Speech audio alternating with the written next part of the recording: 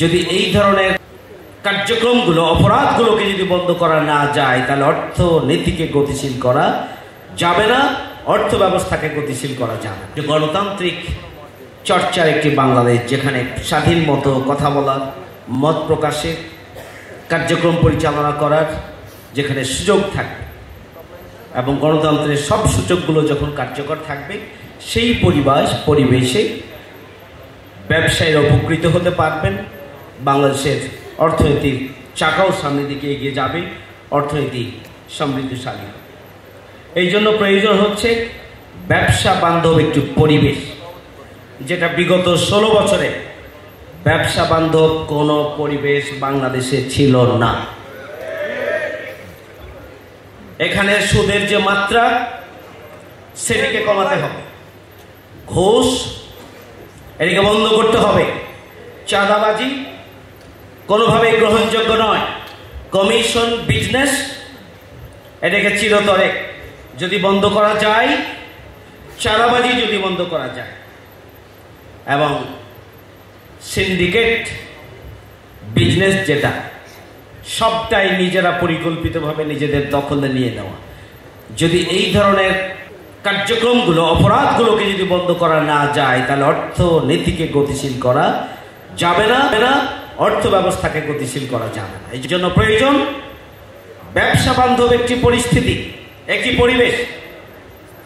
নিশ্চয় আপনারা খেয়াল করেছেন, এখানে আইনি প্রতিবন্ধকতা রয়েছে, আইনের বেড়াজালে বিভিন্ন সময়ে ব্যবসায়ীদেরকে বহুবিধ হয়রানির শিকার হতে হয়, সেগুলোকে বন্ধ করতে হবে।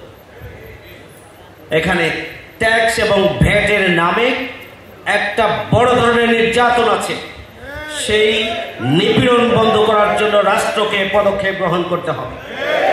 এখানে আমদানি এবং রপ্তানির ক্ষেত্রে যে জটিলতা, ব্যাংকের সুযোগ সুবিধা, গভর্নমেন্টের দিক থেকে সুযোগ সুবিধা এবং আন্তর্জাতিক ক্ষেত্রে যোগাযোগ এবং সুবিধাগুলোকে কাজে লাগানোর মধ্য দিয়ে ব্যবসা বান্ধব একটি পরিবেশ যদি সরকার নিশ্চিত করতে পারে, তাহলে আমরা আমাদের অর্থনীতির গতিকে সামনের দিকে আমরা এগিয়ে নিতে পারব।